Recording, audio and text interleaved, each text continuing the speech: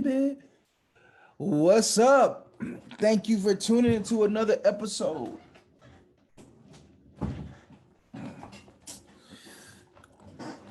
All right, let's get into it. Thank you for tuning into another episode of Live Stream of Consciousness. Rate, subscribe, all that good stuff. So, another day of NBA Free Agency. It seems like it's going down. How's it going now? You got the Jazz completely fleecing the Timberwolves. I don't understand how you can trade 5 unprotected picks, a player on an expiring deal that has value in Patrick Beverly, Malik Beasley, who's a solid player, not the greatest player, the number 22 pick in this current draft, and Jared Vanderbilt for Rudy Gobert. Like, how does that make sense? For a player that is on a max contract, he's not on a cheap deal. You know, I talked about Murray, and people saying that the Hawks overpay for Murray, but Murray's on a cheap deal. He's only getting paid $11 million a year, so you can still maneuver, bring in salary. We'll talk about that in a little bit, but you can still maneuver, bring in salary, and not have to worry about being up against the cap for a couple of years. So there's value in that. So you have to pay for that value. He's overvalued. He's already in his prime. He's 30 years old. He provides no offense, and he struggles against offensive matches in the playoffs. Like, I don't understand it. I don't understand it. And for a team like the Wolves, you think you would be looking more into playmaking, because it's particularly D'Angelo Russell. He flamed out in the playoffs. They benched him in Game 6, loss to Memphis. So I get what they're looking at defensively. I don't know. A lot is going to be placed on Ant Edwards' shoulders, and I think he has broad enough shoulders for it. I think he could be one of the best player in the league. He has that type of potential. So, but a lot is going to be placed on his shoulders to be a ball handler and a playmaker for the team. So we'll see. Zach LaVine signed his contract. I guess they had to do what they had to do. I mean, they're stuck in mediocrity for a while here, unless the kid Patrick Williams explodes. And maybe from their standpoint, they're probably looking at it like, hey, we were the number 1 seed to Lonzo Ball, and Caruso got hurt. So if Caruso and Lonzo Ball stay healthy this season, we might be on. I don't see it, but okay. The Kings traded for Kevin Huerter. I like this deal for the Kings. First round pick, Justin Holiday and Mo Harkless. Pick has protections. 4 unprotected picks for Rudy Gobert. I said in the short, man, you have better luck having unprotected sex in the Vegas brothel 4 times. I think it might come out better for you than trading 4 unprotected picks for Rudy Gobert. But I mean, all right. So you have Huerter and Monk added to the Kings, added some shooting. So I talked about the good, the bad, the ugly, that they need to add some shooting. They added some shooting. Maybe guys not with the greatest defensive profile, but they hired a coach with a defensive profile. So, a starting lineup of Fox, Monk, Huerter, Harrison Barnes, and Sabonis that can score. That they can definitely score. You have guys that can shoot, guys that are versatile. So we'll see how it gels. But I like this movie. And then they drafted the kid King and Murray. I forgot all about that. Yeah, in my analysis just right now. So, that's 6 guys. You have Davion Mitchell. That's 7. You still have Holmes on your team. That's 8. That's 8 solid. I mean, this is a solid roster. I like what the Kings have done this offseason so far. I made fun of them for losing Dante DiVincenzo, but he just signed with the Warriors for a 2-year deal, a little bit over $9 million. I mean, that's not the biggest deal in the world. And he has a player option on it, but I still don't think you should just be giving up assets, but they did what they had to do. The Warriors, excuse me. So that is a solid trade for the champs. 3 years, $25 million deal. They're bringing the band back, but getting DiVincenzo, I don't know. Gary Payton Jr. was such a good defender. He went to Portland, I think, 2 nights ago, and I mean, Dante DiVincenzo doesn't give you half his defense, but he's obviously a better offensive player. So we'll see the rub on it. Well, the Warriors, their improvement next season is based on Wiseman. What is he? Does he give them anything? What is Moses, Moody, Moses? Shout out to Kendrick Perkins. What does he give them? And then obviously Jonathan Kuminga. What does he give them? You know, those are the players that they're really harping on. And they got this kid Baldwin, who was a top 5 player in his draft. So that's interesting. Okay, let's go ahead and see what else we have here.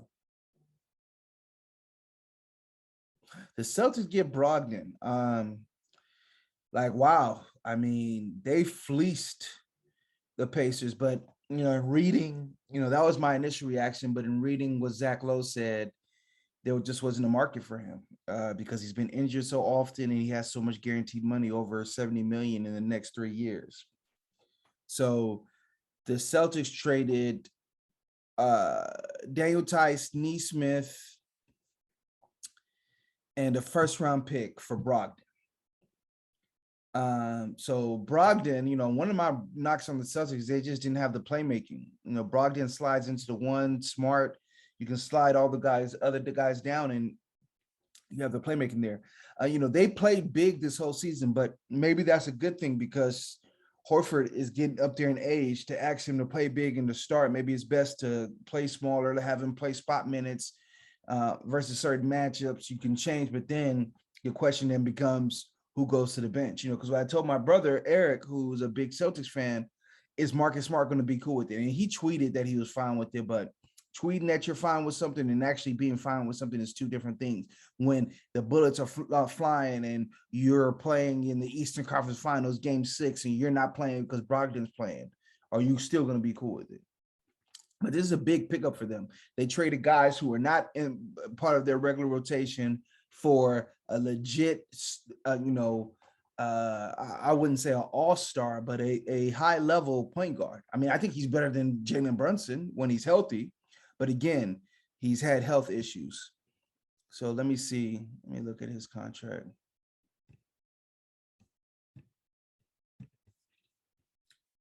So last year he was 19, 5, and 6.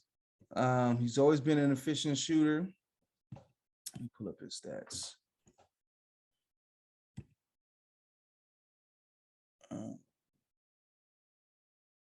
Yeah, so, you know, he's had some 20-point seasons, 45, 38% from the field. I mean, you can shoot that well from the his three-pointer is not as consistent of a shot as I think it is, as I thought it was, excuse me. So I don't know, it's interesting. Obviously, the Pacers are joining the Spurs as a team that's tanking. They're just trying to focus on adding players that can help them tank. Honestly, you know, Nesmith, Tice, you know, these are not players that are going to help you do anything. So that's interesting. You know, again, to go back to the Gobert trade, I mean, you know, maybe they think they're not as far away as everybody else does because they played Memphis really tough, and Memphis played the Warriors really tough.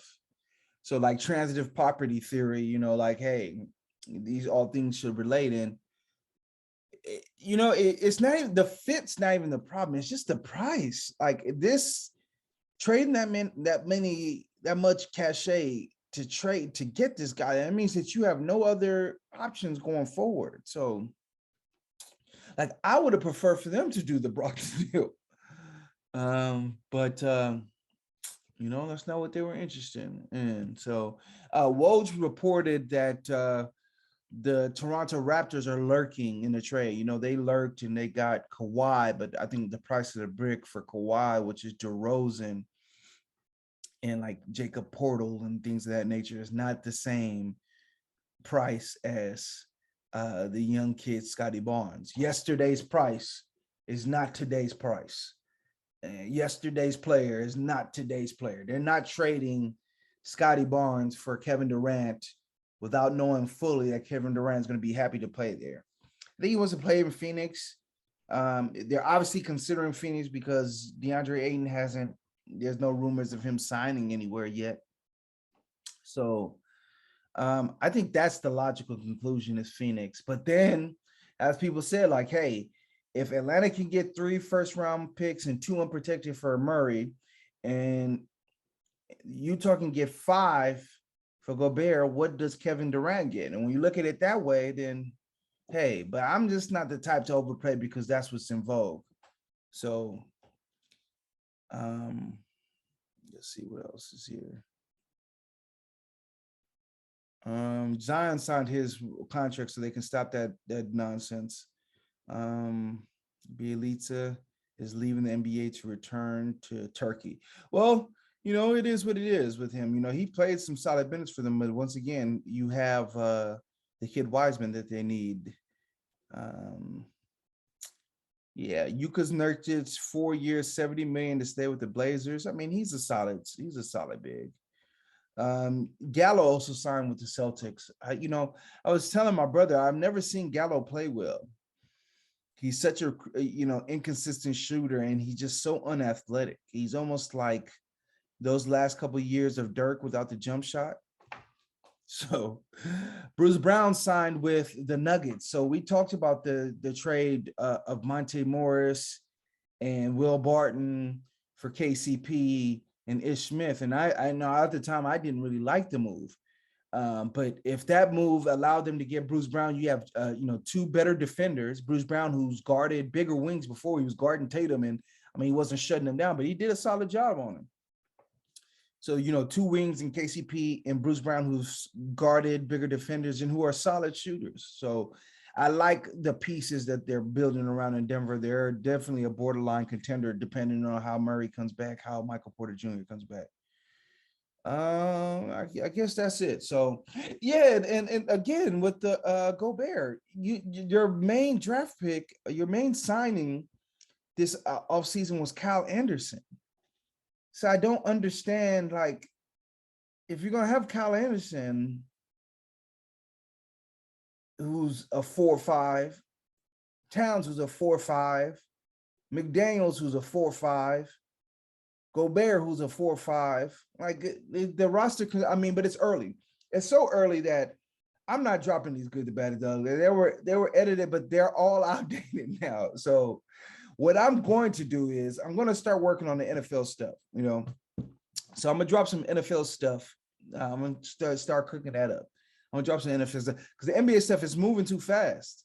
So it's just like it's irrelevant. I did the Atlanta Hawks and Boston and Minnesota. They're just irrelevant.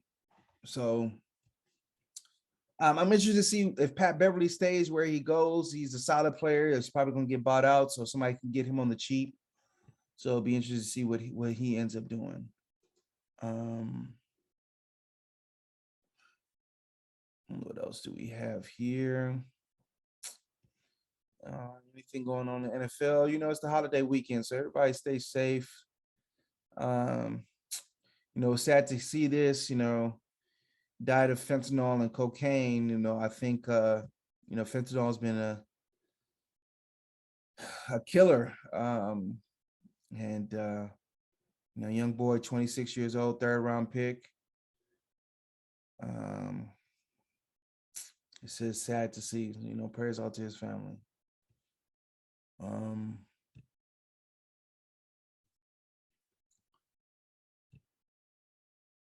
College football, looks like they are really good. Everybody's really good, turning their attention to Notre Dame. What does Notre Dame do? That's the next domino piece, I guess, to fall in this thing. So be interested to see what they do and what they have cooking up their sleeve for the Packers. So I'm just going to go ahead and leave it there. The free agency, it's moved. I didn't think it was going to move as fast as it did, but it does remind me of that summer of Kawhi when Kawhi was making his decision. Teams were signing players. It's not like teams were signing players. It's just the teams that thought they had a chance with Kawhi, and particularly the Lakers, weren't signing players. So it looks like things are moving and grooving a little bit. It's moving and grooving more I thought it would be. So we'll see. This Kevin Durant trade and the subsequent Kyrie Irving trade and maybe even a subsequent Ben Simmons trade, that's going to be interesting. But it doesn't look like the Nets are interested in tanking. But at the same time, I say that Bruce Brown, who once again I thought was one of their better players, they didn't offer him a contract. That's what he said on Instagram Live. So if that's the case, then one does begin to question, like, what the hell are you guys doing then? You don't have your picks. Ben Simmons was at the game, so maybe they called Ben Simmons up like, oh man, we're gonna build this team for you and make sure you got shooters and blah blah blah blah blah blah blah blah blah blah blah. So we'll see. But go ahead and leave it there. The game is the game. All right, thank you for watching this clip. Do me a favor, push the button, hit subscribe. Come on, man, push it. Call everybody up. Push the goddamn button. Push the goddamn button. You heard what she said. Man, do what's right. You heard her. Push the button. The game is the game. So what's up, man? What's up with you otherwise, you know? The game is a game. Always.